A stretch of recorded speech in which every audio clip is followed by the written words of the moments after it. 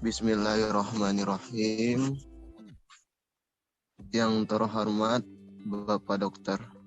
Haji Maslani MAG, yang saya hormati teman-teman dari kelas PAI 6C dan 6D, serta yang saya banggakan teman-teman dari kelompok 4 PAI 6C.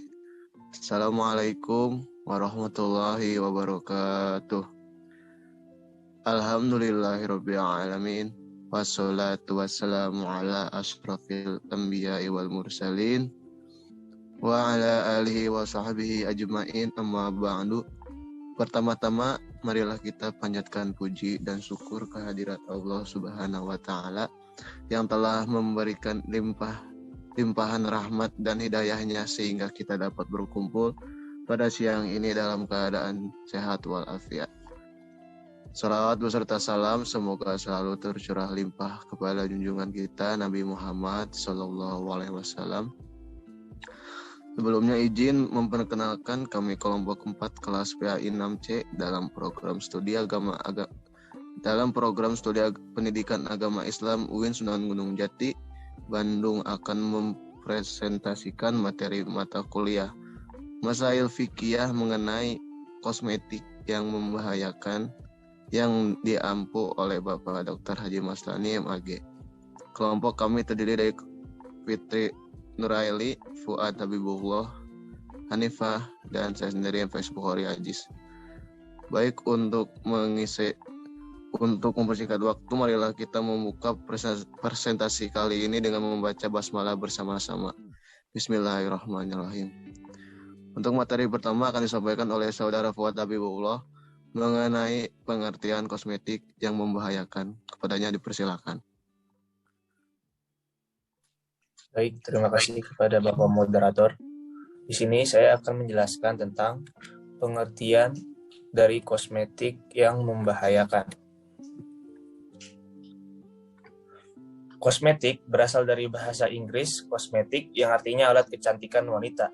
Dalam bahasa Arab modern diistilahkan dengan alat tajmil atau sarana mempercantik diri.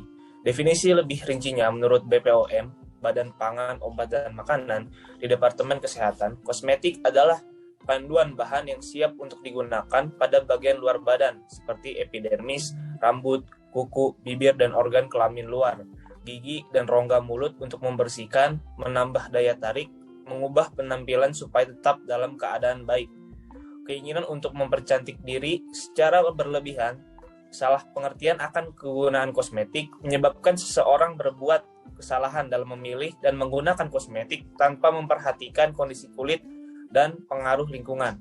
Hasil yang didapatkan tidak membuat kulit menjadi sehat dan cantik, tetapi malah terjadi berbagai kelainan kulit yang disebabkan oleh penggunaan kosmetik tersebut. Menurut BPOM dan Depkes, ada sejumlah bahan berbahaya yang sering ditambahkan pada kosmetik. Hal ini terbukti dalam pemaparan BPOM menurut penjelasan Kepala BPOM yaitu Husniah Rubiana Tamrin Akib.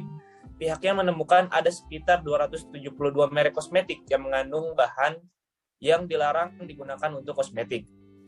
Nah, adapun beberapa zat berbahaya yang umumnya terdapat di dalam kandungan kosmetik hasil temuan BPOM. Di antaranya itu yang pertama ada merkuri. Merkuri atau raksa sebagai bahan amalgam gigi, termometer, barometer, dan peralatan ilmiah lain. Dalam kosmetik, merkuri biasanya banyak terdapat dalam krim pemutih wajah dengan hasil yang instan, namun sangat berbahaya bagi konsumen yang menggunakan kosmetik dengan kandungan merkuri di dalamnya. Merkuri dapat menyebabkan keracunan kronis, serta reaksinya dapat terjadi akibat kontak dengan kulit, makanan, minuman, dan pernapasan. Lalu yang kedua yaitu hidrokinon. Hidrokinon adalah senyawa kimia yang bila digunakan pada produk kosmetik bersifat sebagai pemutih atau pencerah kulit.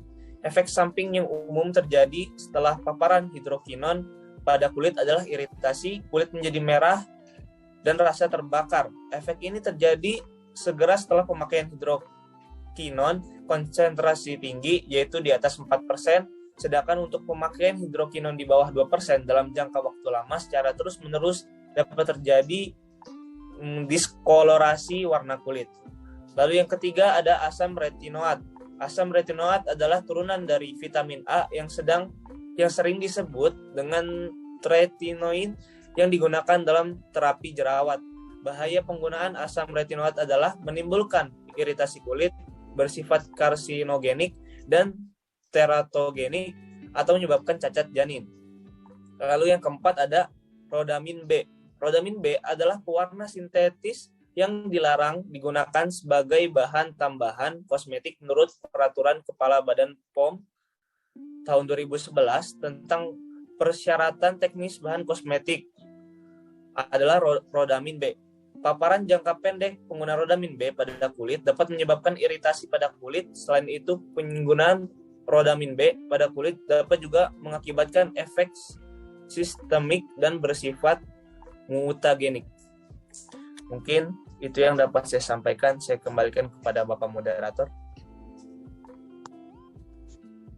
Baik, terima kasih untuk saudara Fuad yang telah memaparkan materinya. Selanjutnya untuk materi kedua akan disampaikan oleh saudari Hanifah mengenai pandangan agama mengenai kosmetik yang membahayakan. Kepadanya dipersilakan. Baik, terima kasih kepada moderator. Selanjutnya mengenai pandangan agama mengenai kosmetik yang membahayakan. Dikutip dari jurnal karya Elit Nuwaita Umbarani dan Agus Fakhruddin yang berjudul Konsep Mempercantik Diri dalam Perspektif Islam dan Sains, bahwa pada dasarnya setiap wanita dilahirkan dengan kecantikannya. Islam sebagai agama rahmatan lil alamin memberikan perhatian penuh mengenai kecantikan wanita. Kecantikan merupakan bagian dari keindahan, sedangkan Allah itu Maha Indah dan mencintai keindahan. Nah, kebanyakan wanita melakukan berbagai cara agar selalu terlihat cantik, salah satunya dengan berhias. Nah, dalam konteks keindahan dan bolehnya berhias, Allah berfirman dalam surat Al-A'raf ayat 32, yang artinya, katakanlah siapakah yang telah mengharamkan perhiasan dari Allah yang telah dikeluarkannya untuk hamba-hambanya, dan siapakah yang mengharamkan rizki yang baik.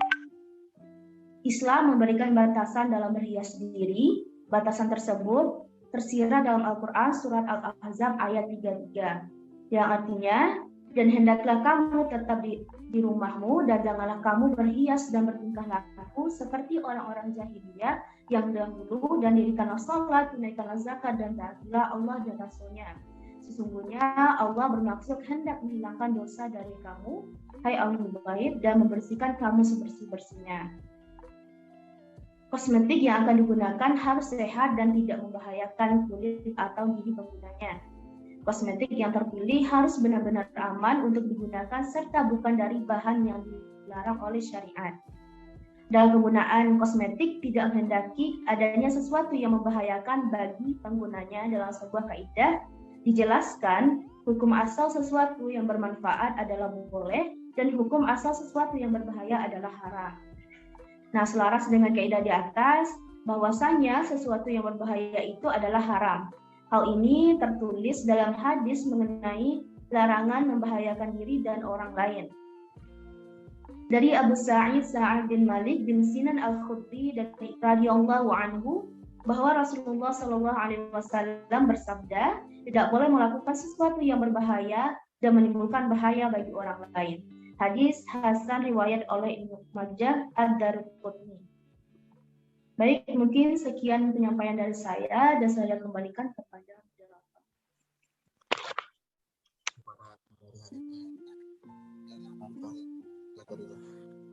Selanjutnya untuk materi ketiga akan disampaikan oleh saya sendiri.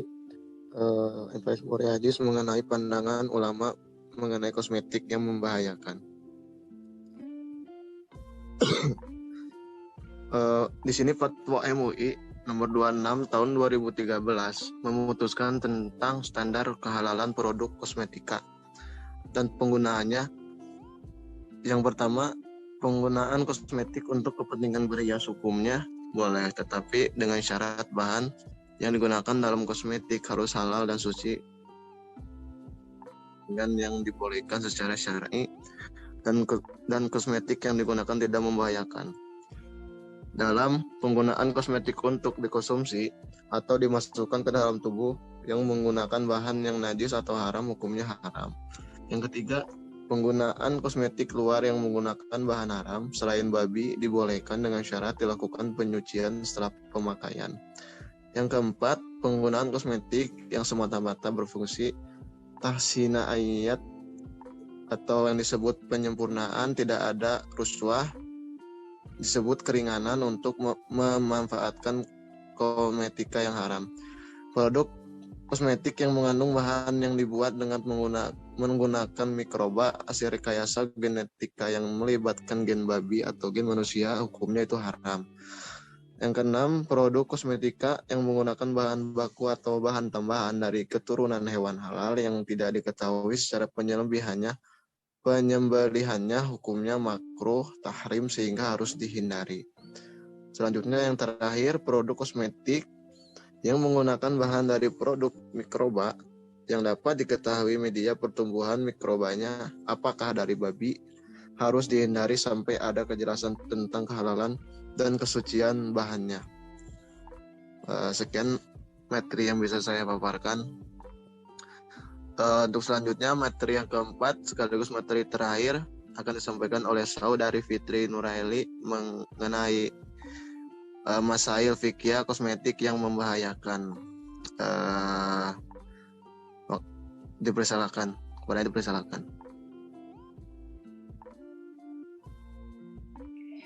Baik, sebelumnya terima kasih kepada moderator yang sudah mengizinkan saya. Sebelumnya di sini saya akan menjelaskan materi terkait masail fikih mengenai kosmetik yang membahayakan. Rasulullah bersabda bahwasannya perkara yang halal itu jelas, perkara yang haram juga jelas. Tetapi di antara keduanya ada yang samar-samar, yang tidak diketahui oleh beberapa orang. Terlebih di era revolusi industri ini, sesuatu ingin dilakukan dengan cepat dan instan. Hal ini pun termasuk dalam penggunaan kosmetik, yang terkadang masih banyak orang yang abai akan halal dan haramnya, berbahaya atau tidaknya. Hal ini pun sesuai dengan penuturan dari Ustadz Insinyur Nanung Danar, PhD, yang menyampaikan dalam tausiahnya di kanal YouTube Masjid Kampus UGM mengenai bahan haram pada kosmetika dan produk kecantikan. Dijelaskan bahwa di era ini banyak sekali bahan yang aneh dalam pembuatan kosmetik. Di antaranya yang pertama ada ekstrak plasenta. Plasenta itu apa sih? Plasenta itu adalah organ yang membentuk di dalam rahim wanita ketika tumbuh janin. Plasenta berfungsi untuk mensuplai nutrisi pada janin. Kendati demikian, penyuplaian nutrisi pada janin membuat bayi terlahir dengan halus. Sehingga banyak ahli kosmetik yang berpikir bagaimana jika ekstrak plasenta menjadi kosmetik yang digunakan untuk peramajaan kuda. Hanya saja, plasenta diproduksi oleh manusia dan hewan. Terlebih, plasenta manusia tidak dibolehkan. Hal ini sesuai dengan keputusan Musyawarah Nasional Majelis Ulama Indonesia yang keempat di tahun 2000 tentang dilarangnya organ tubuh manusia dalam kosmetik.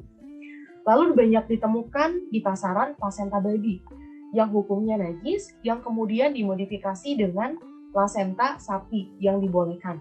Hanya saja plasenta sapi kurang bagus daripada plasenta manusia.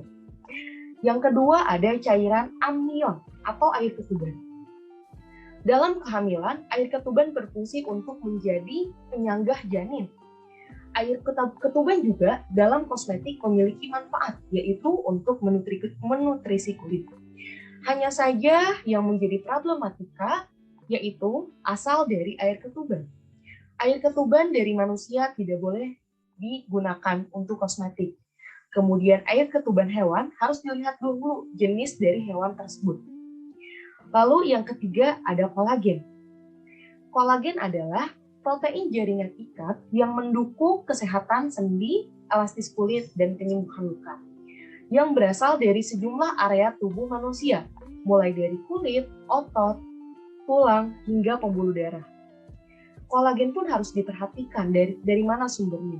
Karena kolagen ada yang bersumber dari sapi, ikan, bahkan dari babi.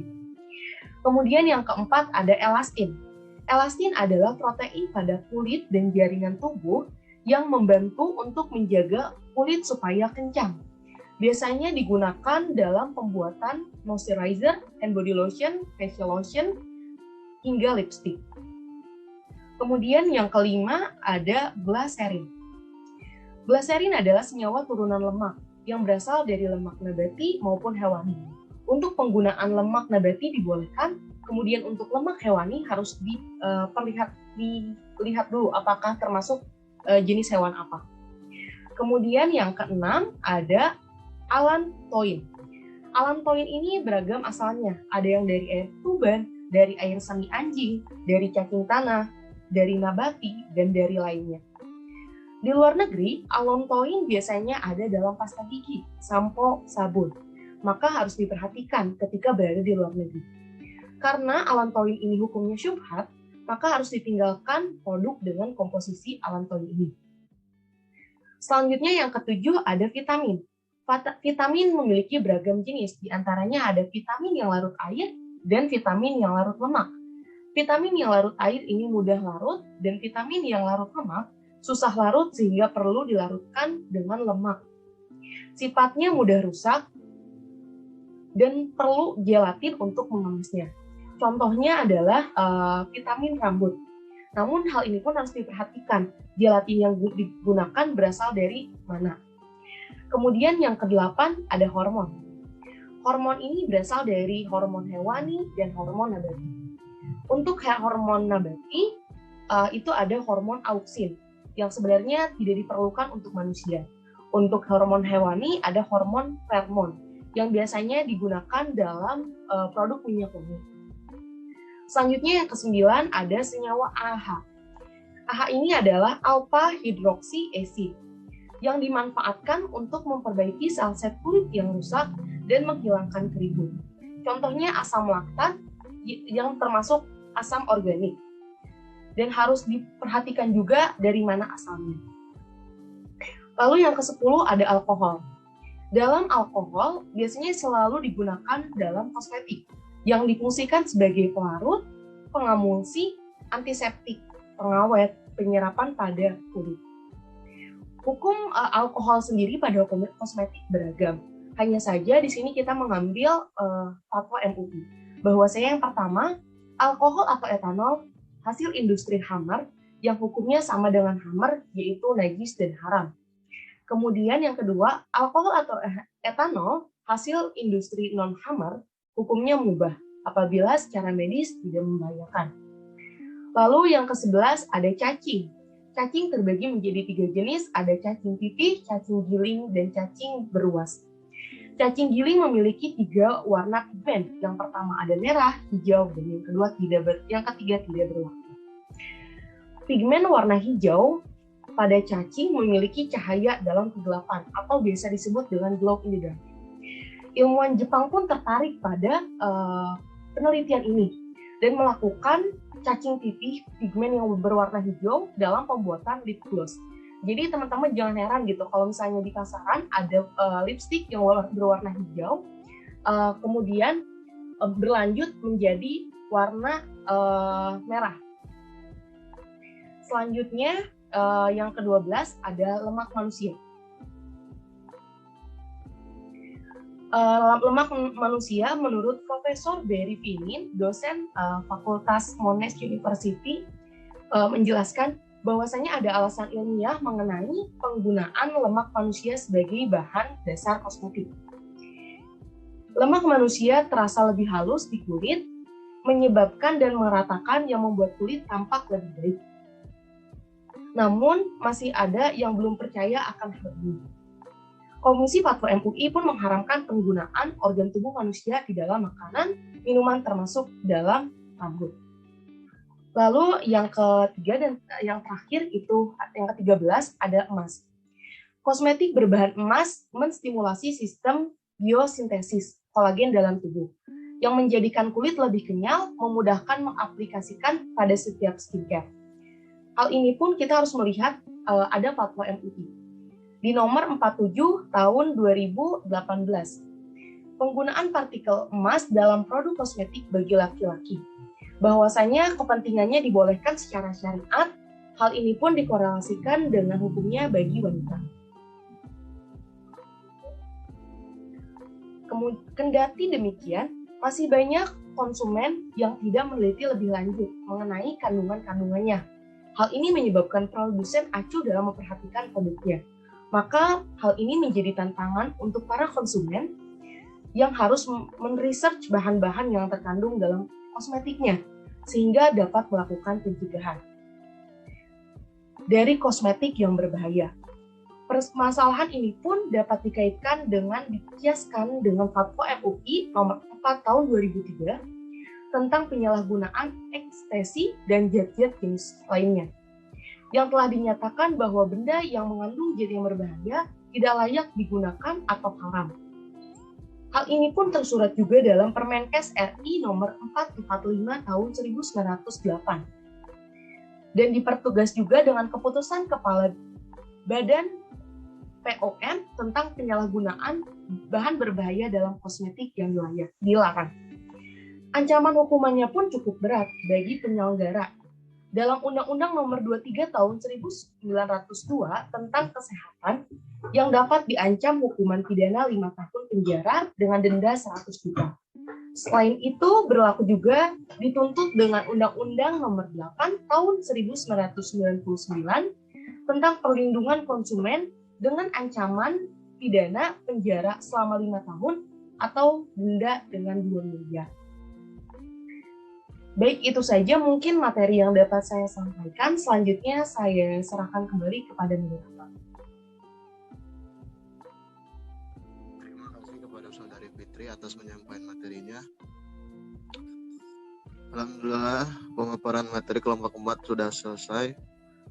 Sebelumnya, izin ya saya menyimpulkan bahwasannya menurut BPOM kosmetik adalah panduan bahan yang siap untuk digunakan pada bagian luar badan, epidermis, rambut, kuku, bibir, dan organ kelamin luar, gigi dan rongga mulut untuk membersihkan, menambah daya tarik, mengubah penampilan supaya tetap dalam keadaan baik, keinginan untuk mempercantik diri secara berlebihan, salah pengertian akan kegunaan kosmetik menyebabkan seseorang berbuat kesalahan dalam memilih kosmetik tanpa memperhatikan kondisi kulitnya.